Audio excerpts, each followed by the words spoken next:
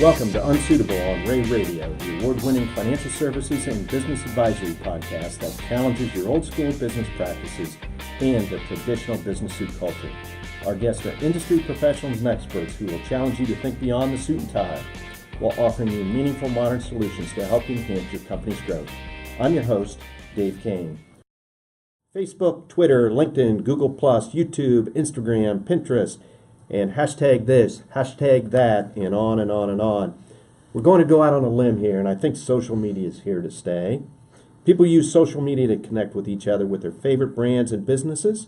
So if your business hasn't developed a social media strategy, you're missing out big time. Don't fret, we've got an answer for you. Ray's social media expert, Rebecca Wyatt, is here to tell us how we can actually use these platforms as a tool to understand our customers better. Welcome back to Unsuitable, Rebecca. Thank you. I'm glad to be back.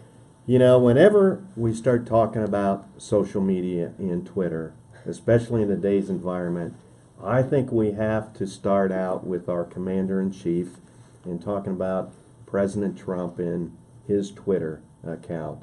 That's social media. Is he active on social media? I think he was last week, maybe. Okay, maybe, yeah. So you and I had a conversation off air about whether or not we believe that it's a social media strategy that he is employing. Mm-hmm. And as a professional with social media, what do you think? As much as it probably pains some people to hear, it's probably true that he does have a social media strategy, and what he's doing is very much planned. He has been engaging long enough on Twitter and on social media to know the reaction that he's going to get by what he shares, that if a publicist or someone has probably screamed their head off by now telling them, you can't do that, but he continues to do it. So what the ultimate plan he has, I don't know. But yes, I mean, if you've been getting the same reaction over and over again by what you share and you're still doing it, there's definitely a plan there that he has for the way he shares his tweets and his content. Well, my guess is there's probably more people today than 6 months ago, a year ago, that are following Twitter because of his activities on Twitter. Yes. So very much people are listening and following and as you and I talked when we were looking for people to follow, we both commented that we just follow him just to see what he's going to do. So just to see what's the next crazy thing that he's going to tweet about, or the next thing he has to share with everyone. So he's getting people just to get people. You know, as we talked about earlier, you know, the social media used to be kind of a personal, platform where you would connect with your friends, and then businesses jumped in big time, and now, politicians and all types of businesses are using social media. So it's here to stay. It is. What's really nice about social media is it does, like you said, it does give that personal side.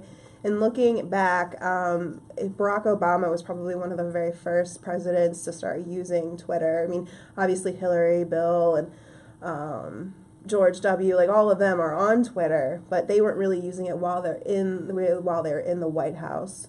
So having Barack use it, it made him more personable. It kind of made him more relatable. And that's what's really powerful about social media. It also works the same for businesses. We use our social media a lot, especially like Facebook, to show kind of the inside of Ray. Like, what's it like to work at Ray? We're people. We're not just a business. We're people, and we have, this personal side, this great side, this company culture that we want to share and show that, and that's what people engage with, and that's what they want to engage with. They want to engage with that person or not just the brand, but they want to engage with also the people behind the brand. Well, as part of Ray's social media, you've been very busy, very active with the recent merger with Ray and Associates and Waffle CPAs in the Cleveland market. So I assume you and your team have been extremely busy on the social media sites to develop a strategy to get the news out. Yes. What we did was we definitely broke the news first with a magazine, Cranes, up in Cleveland, but we shared it on all our social media sites to also encourage and show, we were sharing Waffle's content, they were sharing ours, And then what was kind of nice too is we launched this Pause to Pause campaign, which was a fundraiser for the hurricanes, and we were raising money for the Humane Society, which the effort or the money raised was going directly towards the animals in the two areas that were really devastated by the hurricanes. And we both launched that campaign at the same time to really show that we're coming together as one firm. What's really great about us and Wathall is we both are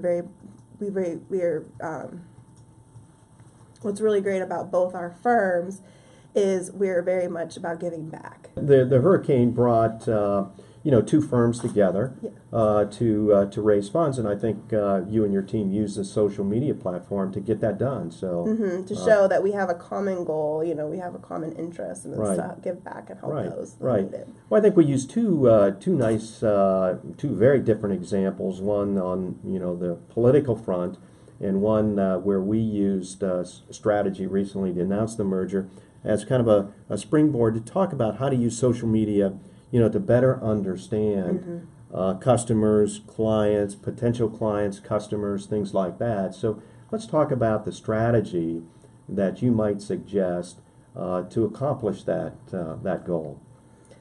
I think what's important when you're starting a social media strategy is to first start following. Look for clients you might want to work with or currently work with, and start following them on social media. Also, publications that that are related to your industry, start following them and build up the following. And then what you can do is develop a strategy to start sharing your content plus their content, because social media is not just about me. Here's all this great content. Here's all the great stuff. You want to share others and show success of others as well. So start following them, start sharing your own content, start sharing some of theirs. And then your next step is to kind of figure out what content is being engaged with.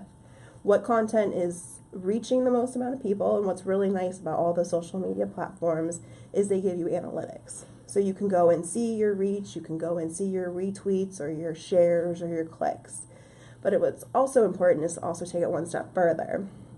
And one of the things that Google allows you to do is to create what they consider like a tracking link. So you can make a specialized link that follows the person wherever they click, and can come to if they come to your website, you can watch and see how long are they staying on your page. Are they going to other pages? And that to me is a little bit more important than just the reach and the clicks, because that person, if they stay on for 2 minutes, 3 minutes, if they're going to 3 or 4 pages, they're engaged with you. They're engaged with your company. That was content that was important to them or they wanted to know more about. And it gives you a setup to figure out what is the other content to share that's similar to that will get the same engagement. So part of the strategy, and you mentioned, and I didn't really think about this as I was preparing for today, is that obviously you have a plan in place, but part of that plan has to be measure, study the analytics, the results, and things like that are going on. Oh, definitely. You just can't just put content out there and hope for the best. Now, when you're starting your strategy, there's going to be a lot of trial and error. So you are going to have to figure out what the right mix is, what is the right information to share, and the best way to share it. But once you've gone on social media for probably a couple months, you've gained enough analytics to figure out, okay, they really like seeing these tax articles that we do, or they really like it when we share office photos we always have one of our posts that get a lot of engagement is we have our Medina office. They always trash Dave McCarthy's the last day of tax day. They always trash his office, so we share that photo and you throw that picture out there. And people like that. And again, it goes back to what I was mentioning earlier, is they like seeing, we like to have fun, we're accountants, but we have fun. So it's showing that inner side of Ray. And so it's, that's the stuff that we try to share more of. Yeah. Now, we do have to sometimes share some content that's updated, that might always be the most popular or the most wanted, but we're still sharing that informative to show our expertise. So you do have to sometimes mix that in there. But if you mix it with enough of the content they want to see, they'll pick up on it, and it'll help encourage that more. You're a member of the Ray marketing team, which is very active and has been active the last several months with many activities, including the merger. Mm-hmm. But share with me, if you can, how much time during the week do you spend on monitoring social media and analyzing and watching the strategy? Well, we do spend probably a couple hours a day. I do have some help with, we do have Alex, who is the newest member of our team, and kind of training him and having him take over some of this. It's probably about 2 to 3 hours a day, but we're monitoring a lot more. We're monitoring for various principals, for various clients. So one company is only focusing just on their company. It wouldn't be as intimidating or as much as what we do. But you definitely want to spend at least, it's definitely daily. You want to definitely every day. Every day, just check your accounts, maybe a couple times a day. Just go in and see how people are engaging. What's really nice is there's a lot of ways to get alerts to your phone, so you can be notified when someone posts on something, when someone shares your content. So that way you're not going 3 hours with this content or this comment or this retweet that wasn't really, and then people are waiting for, a couple hours for your response. You can get notified right away. So that is kind of nice. There are tools to help monitor. We use Google Alerts a lot, where we put in, we'll have Ray and Associates, or we'll have some of our principals' names. And any time on the web that those terms are used, they'll send us an email, and we can read and see what the article's about. And so we like to track that. We like to track to see and let people know when we're mentioned or when they're mentioned in content. Right. And we're talking about the social media strategy for professional services. Obviously, we mentioned Ray and Associates and Waffle CPAs, professional services, but social media strategy should apply or could apply to almost any industry. Obviously, we see it in retail a lot. What about contractors, manufacturing, medical? Are you seeing more and more social media strategies developing in those industries? Oh, definitely. I think a lot of times people think, social media strategy is just putting out content and having people engage. There is more to it. Sometimes you need a presence on social media just to follow your clients, your prospects, and see what they're doing. What's really neat, and they kind of call it like Facebook stalking, but for contractors or manufacturers, if you have a client you want to work with, or you have a current client that's a really big client you're working with, follow them on social media, stay up to date about what's going on in their business. The reason for that, it gives you an opportunity, if something big happens, gives you the opportunity to reach out to them. So if they get a new CEO, you can see that and be like, hey, let me give them a call. Whether it's the current client or a new client or a prospect client, you can call them and say, hey, congratulations. Or if there's they have a really great second quarter, you can then touch base with them. It gives you a reason to touch base. And everyone loves being complimented and told congratulations. It gives you, that good feeling inside. So, to them, you're not really stalking them, is what people call it. You're just keeping up to date about what your clients or prospects are doing. And it just, again, gives you the point to reach out, because you never know what that phone call might turn into. If it's prospect, they could have been like, this my current vendor is just making me so mad, and they're missing deadlines. I'm so glad you called me. I want to switch. I want to go with someone else. Let's talk, How do I know, as a business owner, and obviously all dollars are tight these days, but how do I know that my content is actually performing the way that I want it to be? Can you talk to that? What's really nice is when there's two things to kind of look at to your content. There's reach is how many people actually saw the content. It doesn't necessarily mean they acted upon it, but that means when they're going through their news feed, every social media has that feed. They went and they scrolled through, and they know that they at least saw it. And then you look at the engagement, which depends on the social media challenge as to what that engagement is. Is it a retweet? Is it a click? So while you do want to have a high reach, you also want to make sure your engagement's pretty high. So you will what you take is engagement over reach, and you get your engagement percentage. And there's tons of studies out there that says in manufacturing industry, this is the average engagement rate. In accounting, it's really if you Google it, there's going to be a study, there's going to be something that will have the industry standard. And you can see how far that's content's getting, and then how people are engaging with it. Right. Earlier you talked about how to use social media, and this reminds me of maybe an example you can comment on. I saw a tweet where there were some misspellings and maybe improper grammar. Mm-hmm. Now, did that have a negative impact on the reader of that tweet, or how do you feel about that? I mean, we are all human and we all do make mistakes, but unfortunately, that does have a negative impact on you, especially if you do it frequently. Going back to Donald Trump, he's very much well known for doing those quick tweets and having misspellings or saying, they're using the wrong word, and people actually look at him differently, look down on him for doing such a thing. Now, he does it quite a lot. But unfortunately, there's always going to be that one person that will read that article, even though you've read it 5 times over and over again, that will say, oh, you missed the word the, So it does happen, but I think it's more important, so definitely it's something to keep in mind of.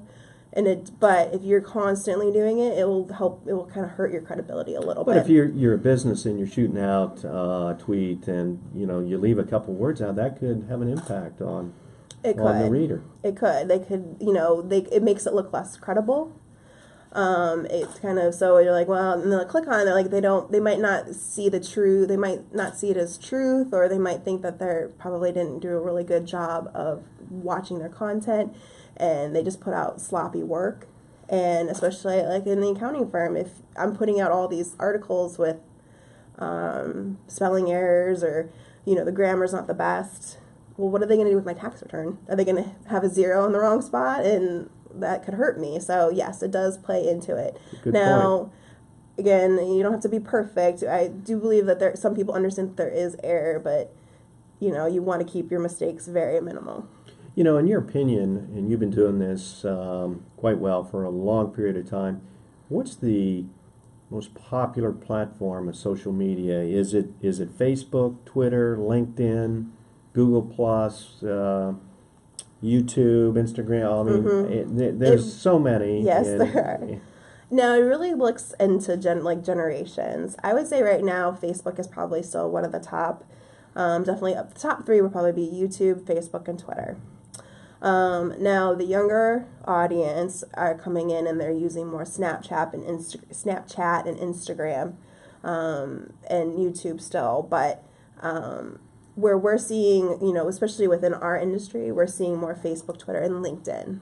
So it really is dependent on the generation you're looking at and the industry you're looking at, but overall would be Facebook, Twitter, and YouTube. Right. You talked about using social media to better understand, your customers and clients. We talked about, the content performing, and you touched briefly on, who should you follow, and we just touched on that. I want to spend the last few minutes talking about who you should follow. Address that a little bit if you would. Sure. As we talked about mostly as clients and prospects, but I think it's also important to follow publications. Think about where your content, where would you like it published? We've actually had some success on our end. If there's specific industry publications, like the dental industry, for example, we started following them with our dental account, and started sharing some of their content, because what it does, it alerts them that, oh, hey, who's this Ray CPA that just retweeted us? So they'll come back, look at our profile, and see all this dental content we share, and think, oh, and they've actually reached out to us and asked us to write articles for them. So keep that in mind too. Where do you want to be published? Share articles that would be great in that publication, and then share their publication articles, so they're seeing that you're engaging with them, and then they'll more likely engage with you back. I think that's very important. And the same with trade industries, especially if you, like within us in the accounting industry, we follow a lot of the trade industries for the industries we work with. So I'm not just referring to like accounting, which is also great, to follow your own trade industry, but your clients, what trade industries are they involved in? If you start sharing their content, they'll probably share yours, and then their followers might see your content too, because they might start retweeting it. Very much, like you said, it's about personal relationships. So if you are building and sharing content of others, they're more likely to do it of yourself, and it's just helping you get seen by more people. So this social strategy, media strategy, is getting bigger and bigger and should be a large part of everyone's budget, not only dollars but time. Like you said, it takes a lot of time to monitor a lot of the things to get it where you want it to be. It does. There are definitely, and there are tools to help. As I mentioned earlier, you can get notifications to your phone. There's also like Google Alerts and Hootsuite or TweetDeck. There's a million platforms like that where you can pull in a certain list of people you follow on Twitter. So if you follow a whole, we have a manufacturing list publication. So it's a list of just publication or manufacturers' publications Twitter accounts. So we can just directly see their stuff. We also have search lists created where we can see we're searching for Dave Kane. And we can see anytime Dave Kane is mentioned or Ray Radio. And so there are tools like that will make it a little bit easier. So you're not just going to Twitter and going through the whole feed. You can kind of segment it down to what you really want to see. Right. So there are ways to make it a little bit easier. But yes, it does take some time and some commitment. Our guest today has been Rebecca Wyatt with Ray and Associates marketing team. And she is a social media expert, as testimony to your presentation the last few minutes. Much appreciated. Before we wrap up, we always like to ask a fun question to get a little more insight into the minds of our guests. And we have a little question for you. You ready for your question? I'm ready. All right. This afternoon, what if the White House calls and they're looking for some social media strategy? What would your response be? My biggest advice would be to listen. I think and this is just based on currently who's in the White House, is they're pushing out a lot of content, but they're not listening to what they're getting back in response to the content they're putting out. And it goes back to looking at when we mentioned earlier, you want to find the content that people are engaging with. And while, yes, the content that's coming out of the White House now, people are engaging, but it's not the right way. It's not the right kind of engagement. There's engagement. So there is engagement, but you want to make sure it's the right kind. So really listen to what people are saying, what people are asking of you, and, respond by sharing that content or responding to them, and just don't ignore them. And just, it's a two-way conversation. Great. Good piece of advice. Thanks again for joining us on Unsuitable today, Rebecca. Great insight. Thank you. I think this is a good time to point out that many social networks Ray is currently on, and the fact that you can use hashtag Ray Radio to engage with the firm. Listeners, feel free to check us out on Facebook, Twitter, LinkedIn, and Google+. We also have a YouTube channel with videos, and you might just see a tribute to Tom Petty. Thanks again for joining our weekly podcast episode. You can also engage and subscribe with Unsuitable on Ray Radio on SoundCloud and iTunes. Until next time, I'm Dave Kane, encouraging you to loosen up your tie and think outside the box. It was.